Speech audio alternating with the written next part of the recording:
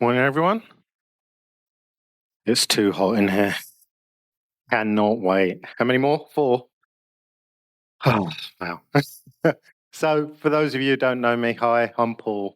I'm on team here at Garden City Vineyard. And today, I have the pleasure of finishing the series that we've been doing on Colossians. And if you've been with us throughout this series, you'll know that as we've been walking through Colossians, you'll know that this isn't just a letter of abstract theology. It's about a different story, a different way of seeing and living in the world, a better story. Paul is writing to a small church in Colossae, and this Colossae is living in the shadow of the Roman Empire. And that empire wasn't just a political system. It was the air that people breathed. It told you who mattered and who didn't, who had power, who didn't, where your value came from. And into that world, Paul makes this really bold claim. Jesus is Lord. Not Caesar, not culture, not success or status, but Jesus. And that's not just spiritual language, it's a direct challenge to empire. And as Brian Walsh and Sylvia Kismat put in their book Colossians Remix, which we're loosely basing this series on, when a whole population dreams the same dream, empire is triumphant. An alternative to the empire requires different dreams, animated by a different narrative. And that's exactly what Paul is doing. He's offering a different dream, animated by grace, truth, and the presence of Jesus. And now, after painting this vision of new creation and transformation, Paul gets practical. Because if this story doesn't shape how we live at home, work, how we relate, then it's not the gospel that Paul preached. The passage that we're going to focus on today is the bit in Colossians where Paul speaks about the way that wives and husbands should behave, how children and parents should behave, as well as slaves and masters. So when we read the passage in a minute, and if you're not already, or if you're already familiar with it, then if we're honest, it might feel a bit awkward. Some of Paul's language can sound foreign, even offensive. Words like submit, obey, slaves, and masters. We've had this soaring theology so far. Jesus has the image of the invisible God, clothing ourselves in compassion, letting peace rule in our hearts. And now it suddenly sounds like Paul is reinforcing ancient roles we've worked hard to move past. And it's okay if that creates tension. You're not alone. This is one of those passages that's been misquoted, misused, and even weaponized at times. And so first, before I start to talk on these passages, if you've ever been hurt by how these verses have been applied, then I'm sorry. That was never the heart of Jesus. When Steve spoke a couple of weeks ago, he joked that he'd got the short straw in the series due to the subject matter he was talking about. Now, as the children in the room, I'm not going to repeat what he was talking about, but I'll simply use the word intimacy and leave it at that. But I have to disagree. I have definitely got the short straw. This topic is very likely to get me into trouble. If not with you, then definitely with Esther. So here we go. At least I can't be fired. Or can I? I'll find out after the service, I suppose. But seriously, this is one of those parts of the Bible that doesn't go down easy. And that's not a bad thing. We believe that Scripture is God-breathed, but that doesn't mean it always comforts us. Sometimes it confronts us.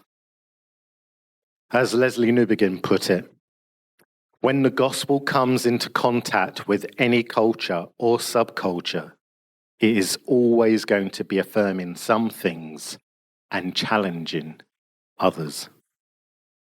That's true of the Roman culture, and it's also true of ours. What we need to do now is lean in, not rush past this, not dismiss it, and definitely not apply it uncritically. We need to ask, what kind of world is Paul speaking into? And what is he really saying when he's saying these words? Because Paul didn't just accept the way things were. He constantly challenged the values of his culture, not by shouting them down, but by quietly planting something better in their place. So, before we get into the specifics of marriage, parenting, power, work, we need to recognize that Paul isn't stepping back from the gospel here. This is actually where the gospel gets real. So if you've got a Bible with you, digital or physical, we'll also have the verses up on the screen. We're going to be going through Colossians chapter 3, starting at verse 17, through to chapter 4, verse 1. Here we go. And whatever you do, whether in word or deed, do it all in the name of the Lord Jesus, giving thanks to God the Father through him. Wives, submit to your husbands, as is fitting in the Lord. Husbands, love your wives, and do not be harsh with them. Children, obey your parents in everything, for this pleases the Lord. Fathers, do not embitter your children, or they will become discouraged. Slaves, obey your earthly masters in everything, and do it not only when their eye is on you and to curry their favor, but with sincerity of heart and reverence for the Lord. Whatever you do, work at it with all your heart, as working for the Lord, not for human masters, since you know that you will receive an inheritance from the Lord as a reward. It is the Lord Christ you are serving. Anyone who does wrong will be repaid for their wrongs, and there is no favoritism. Masters, provide your slaves with what is right and fair, because you know that you also have a master in heaven. So what do we do with a passage like this? Run very quickly. First, we need to understand that Paul hasn't gone off script. He hasn't forgotten everything he said about Jesus being Lord, about pulling on a new self, or letting peace rule in our hearts. This section isn't a detour. It's where the theology lands. If Jesus is Lord, then it has to shape how we live right here, right where we are. What Paul is engaging with here would have been really familiar to his audience, something known in the ancient world as the household code. Philosophers and legal writers used these to describe how Roman households should run. Wives should submit, children should obey, slaves serve, and the man of the house rules. That was the structure, right, rigid and unequal. But Paul does something remarkable. He doesn't simply insert Jesus into the old system. He reorients the system around Jesus. He speaks directly to those with little or no status, wives, children, slaves, as well as speaking to those with power, husbands, fathers, masters, and calls them not to dominate, but to lead with love and humility. As N.T. Wright, my favorite theologian, puts it, Paul is not endorsing the authority structures of the old world. He is gently subverting them from within. This isn't about Paul supporting the empire. It's about planting kingdom seeds that over time will undo the whole structure. So let's walk through these relationships. Lord help me. One at a time, starting with wives and husbands. Wives, submit yourselves to your husbands, as is fitting in the Lord. Husbands, love your wives and do not be harsh with them.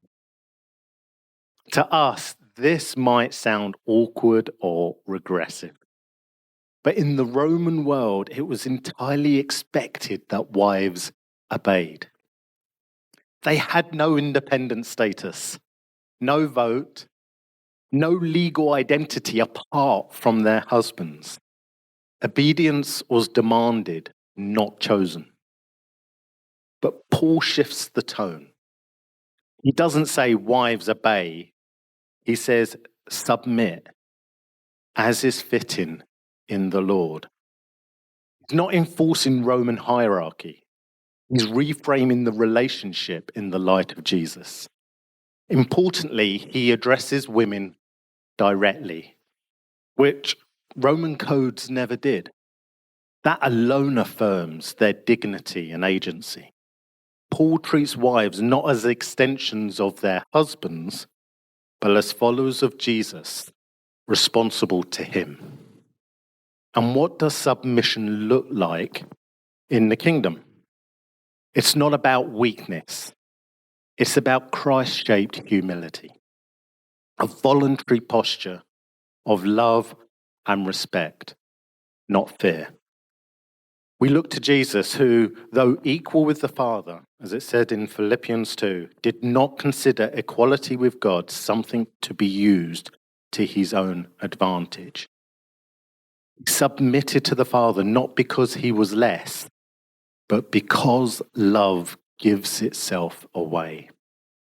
Now, onto husbands, Paul's words here would have shocked Romans' ears. Love your wives, do not be harsh with them. This is in a culture where a husband had near total control. Love wasn't expected, power was. But Paul says, no, you are to love your wife like Christ loves the church. That's not about taking charge. It's about laying your life down. Paul expands on this in Ephesians 5. Husbands, love your wives just as Christ loved the church and gave himself up for her. This is cross-shaped leadership. Tender, sacrificial, servant-hearted. It redefines authority as service. And when a husband loves like that, submission no longer feels unsafe. It becomes part of mutual honor. So this isn't about who has the remote. That's me, by the way. Or who gets the last word. It's definitely Esther. This is about building a marriage where love wins over control and trust replaces fear. We've come a long way in how we think about marriage, and rightly so. But that doesn't mean that we're always getting it right. We still live in a culture that often treats relationships, especially marriage, as something to manage or evaluate. We hear it all the time. If it works for me, I'll stay. If it doesn't, I'm out. We're taught to protect our independence, to not give too much, to keep ourselves safe. And that mindset can quietly slip into our marriages, even Christian ones. And we stop seeing the relationship as a place of mutual sacrifice and start treating it like a balance sheet. Am I getting what I need? Are they doing their part? Is this fair? But the gospel invites us into something deeper, a covenant love, a relationship shaped by the way of Jesus, where love doesn't cling to power or protect itself, but gives itself away. In the kingdom, love is not a transaction. It's a surrender. It's not a bargain. It's a gift. So whether you're married, single, dating, divorced, or somewhere in between, this still speaks. Because the real question isn't who gets the final say. It's how can I reflect Jesus in the relationships I already have? And maybe that's not always easy to work out. Maybe you're sitting there and thinking, I want to, but I just don't always know how. So let's keep it simple. For husbands, maybe it's as straightforward as asking, am I showing up in a way that makes life lighter or heavier for her this week? Do I notice what she's carrying? Am I part of it or just hoping she's fine?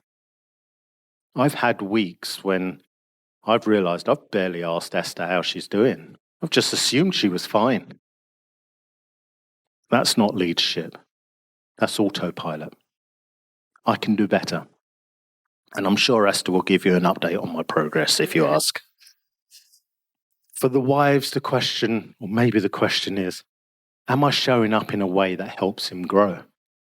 Not by fixing or pushing, but by being steady, speaking honestly, and creating space where he doesn't have to get it all right, but still wants to try.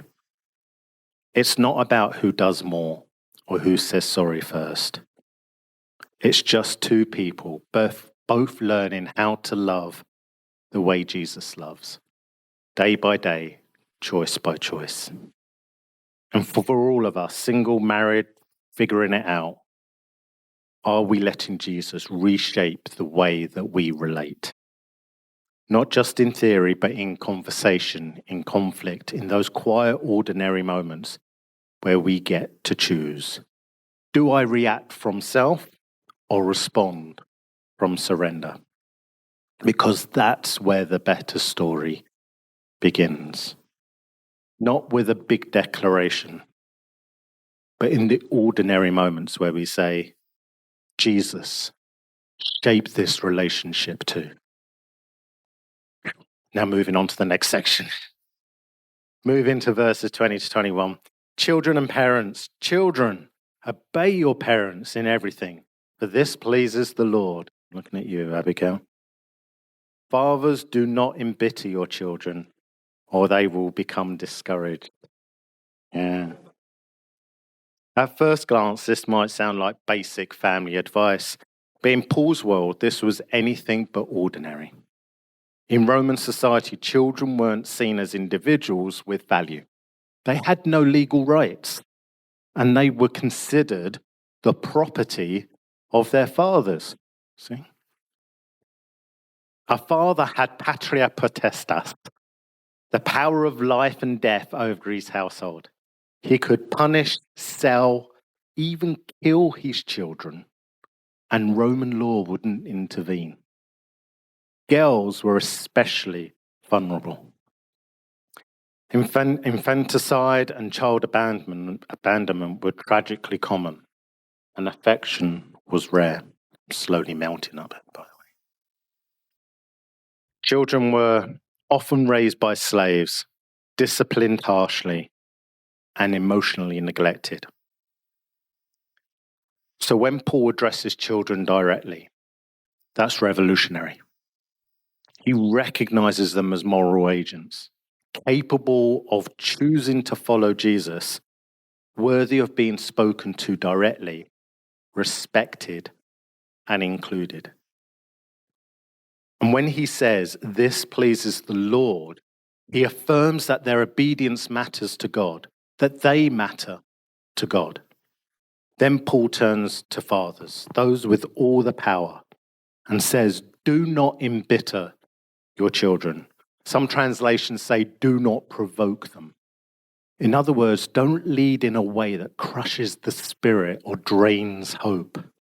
Don't rule with fear or harshness. Instead, reflect the heart of the Father, patient, kind, full of mercy, slow to anger. Paul is replacing Roman patriarchy with Jesus-shaped parenting. Fast forward to now. We live in a world where children are often at the center, where parents invest time, emotion, and resources into their kids. But we're also parenting in a world that's anxious, distracted, and overloaded. And Paul's words still cut through. To children, your choices matter. Your obedience matters to God. Parents, you have power. Use it like Jesus would. It's easy to parent reactively, to lead with stress, to provoke with tone instead of words. And most of us carry regrets. I know I do. But Paul doesn't say, be perfect. He says, don't discourage them. When we mess up, and we will, we bring it into the light. We say sorry. We ask for grace. That also shapes our kids. That shows them what the gospel looks like.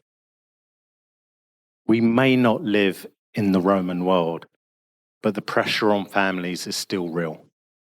Some of us are parenting young children and feel like we're barely holding it together. Others are navigating the teenage years, where relationship can feel fragile and connection difficult.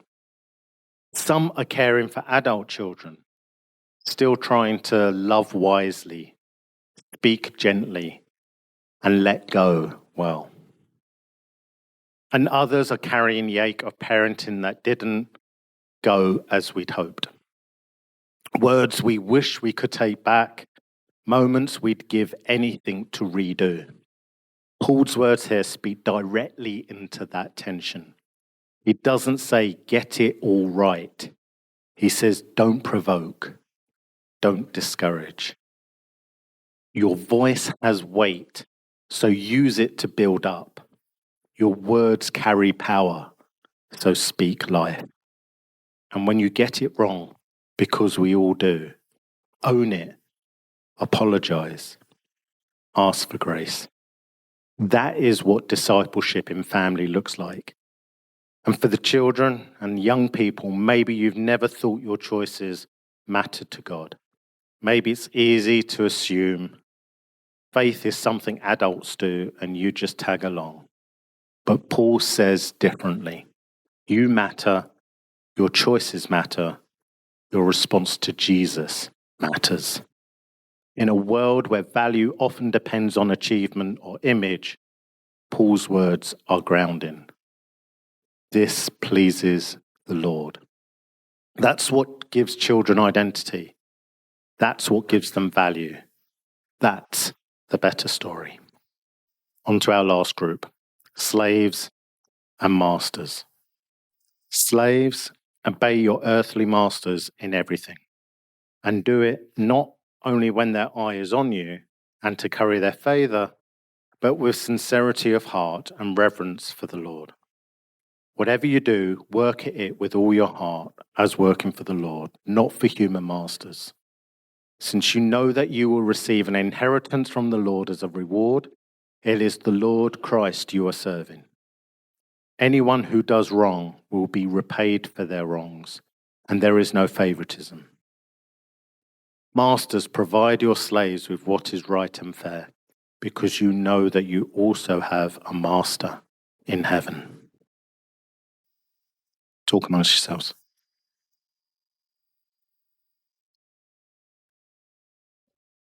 This is probably the most difficult part of the passage for modern readers.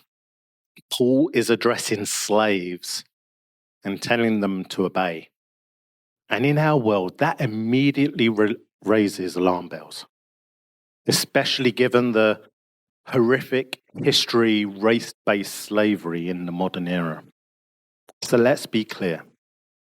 Paul is not endorsing slavery. He's not affirming it as God's design, but he's speaking into a world where slavery was a deeply embedded entity, a reality, and where roughly a third of Roman population were enslaved. Roman slavery wasn't race-based. but it was still dehumanizing. Slaves were considered property. Some managed households or were highly educated, but others worked in brutal conditions with no rights, no autonomy, and no protection. They could be mistreated or even killed, and the law wouldn't intervene. So imagine being a slave, sitting in the room as this letter is read, surrounded by free people, Roman citizens, maybe even your master, and hearing Paul speak directly to you. That alone would have been shocking. And what does Paul say? It is the Lord Christ you are serving. That's identity. That's value. That's dignity. Paul doesn't say, try to escape. He doesn't say, you're stuck, just get on with it. He says, you serve Jesus now. He sees you. Your work matters. Your life matters. You have an inheritance in Christ. That would have sounded absurd in Roman law. Slaves didn't inherit anything. But in the kingdom, Paul says, you do. And then Paul turns to masters and tells them to treat their slaves with what is right and fair. Why? Because you too have a master in heaven. That was a radical thing to say. Roman culture told masters that they could do whatever they liked. Paul says, you are not the top of the tree. You are under authority too. Your authority is borrowed. This is a subversive seed, not a political manifesto, but a spiritual revolution. Paul is reframing power structures from the inside out. The gospel levels the ground. There is no favoritism in the kingdom, even if you serve on two teams. Now, we don't live in a society of institutional slavery, but we do live in a world full of power dynamics. We know what it feels like to have a boss who is indifferent, a workplace that devalues people, or leadership that crushes rather than builds up. You nodding in the audience. And Paul's words still speak. To those in difficult or unseen roles, maybe you feel overlooked in your job or stuck in work that seems meaningless.